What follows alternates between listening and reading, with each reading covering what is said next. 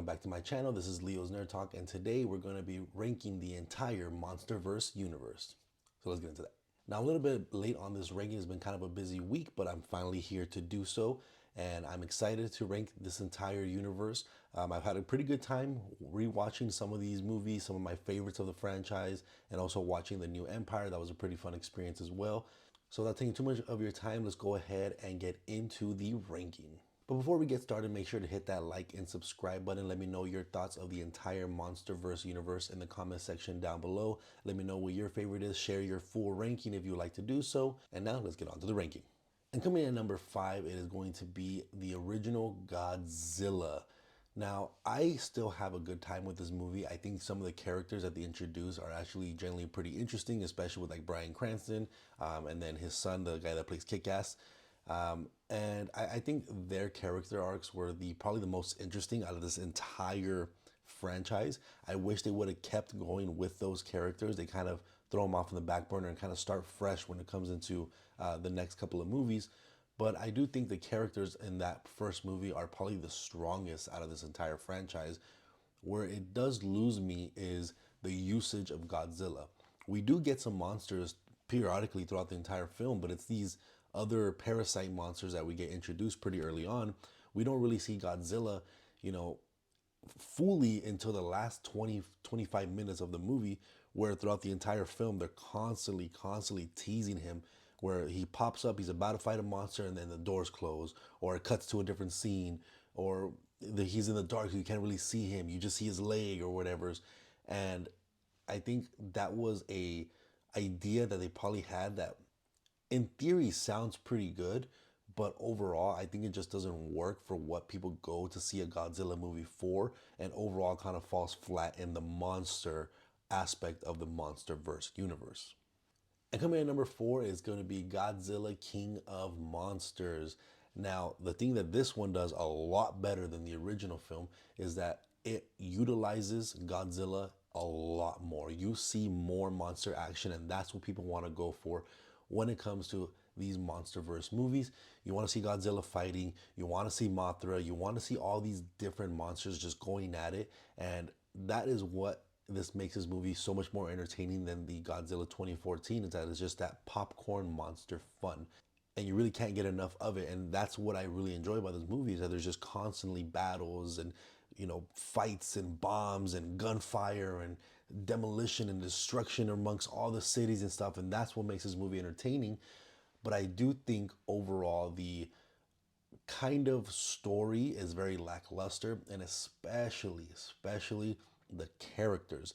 I think the characters here are probably the weakest of this entire franchise, where they just make idiotic decisions, stupid decisions constantly, and it's frustrating. It's hard to kind of just throw that out the water and just focus on the monsters when it's just such a frustrating aspect of the movie. And they try to implement the characters, the human characters, so much because they're trying to make them as this other apex predator within the Monsterverse.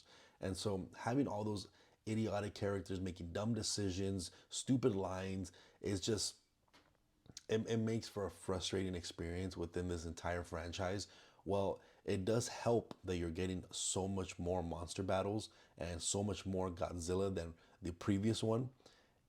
At the end of it, when it comes down to it, the last 20-30 minutes of this movie is just frustrating with a bunch of dumb, stupid character decisions. And coming in at number 3, it is the new kid on the block, Godzilla x Kong, the New Empire.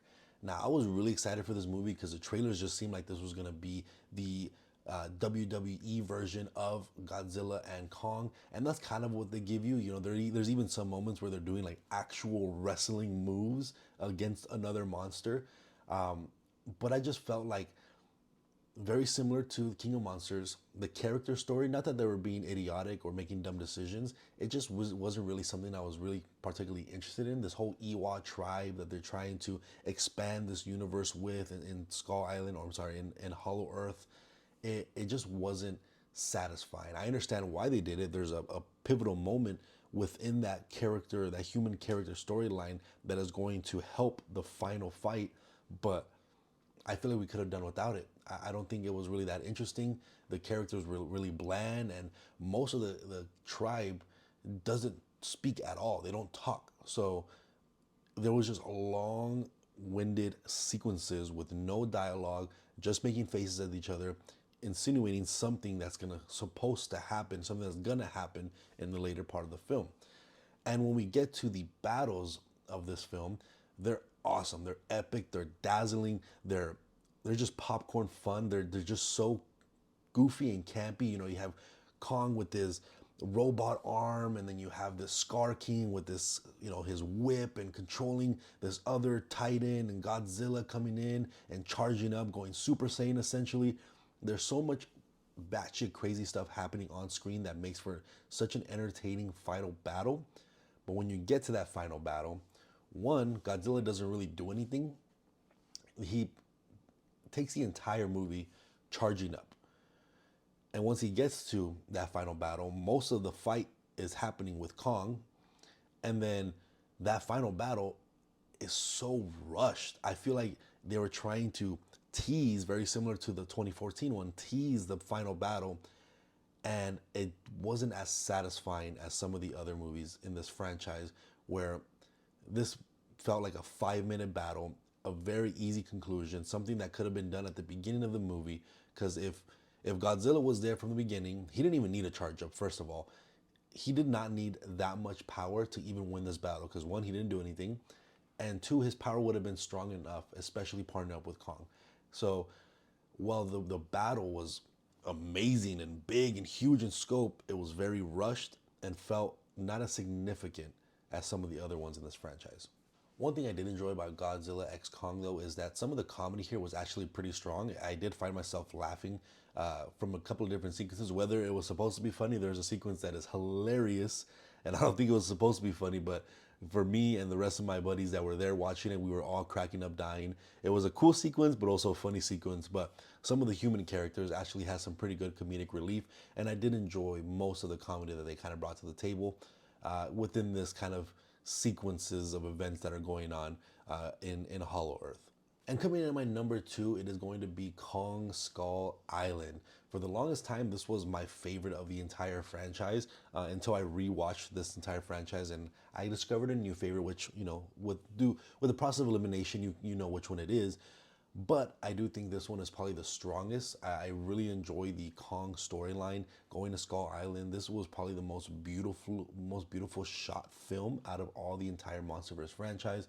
With, you know, Kong and the sunsets and the beautiful scenery of Skull Island with the helicopters and that kind of Vietnam era style and music and all that kind of stuff. So I think this movie is one of those movies that can actually stand on its own amongst this entire franchise, and you can enjoy it at any time.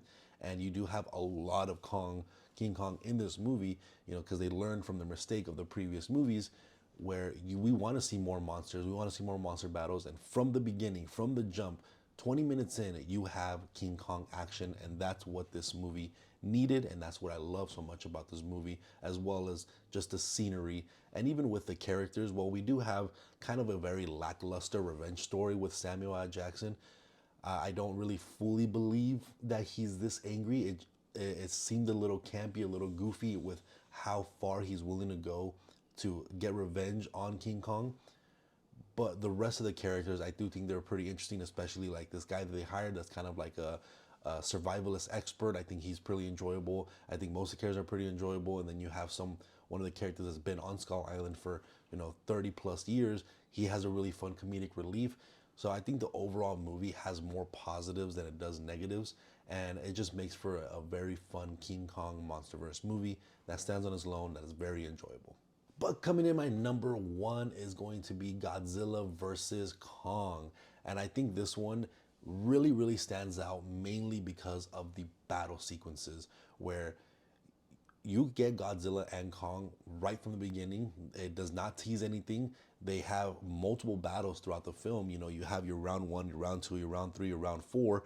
And when it gets to that final end sequence, it is so big in scope and so dazzling with all the neon lights and all the atomic breath and Kong's hammer and all this badass sequences that are going on screen that just makes for an amazing, fun, popcorn movie time that you can throw this movie all the time. You don't even need to watch any of the other Monsterverse movies. You can throw this one on, have so much fun with it. It gives you enough background where you understand what's going on, and you get the introduction of Mechagodzilla, which I think is such an awesome addition that we needed. And they have such a cool silhouette of Mechagodzilla, and having that little team up at the end between, you know, Kong and Godzilla, setting up Godzilla X Kong, where they have a little bit of that, you know, mutual respect and friendship. It just makes for an awesome, epic movie. I think the human characters are fun and entertaining. They're not idiotic. They're not annoying. They don't distract from everything else that's going on. I do think that the whole evil side of them trying to get Mechagodzilla, you know, up and running and trying to take over and become the alpha predator within this Monsterverse, I think is such a good storyline. And while this movie is dumb overall, and there's not much to nitpick and there's not much to kind of go off of, this is not a story heavy movie. This is just one of those movies you can just have a lot of fun with. You know, don't take it too seriously. Turn off your brain, watch some monster battles, and have some good popcorn fun.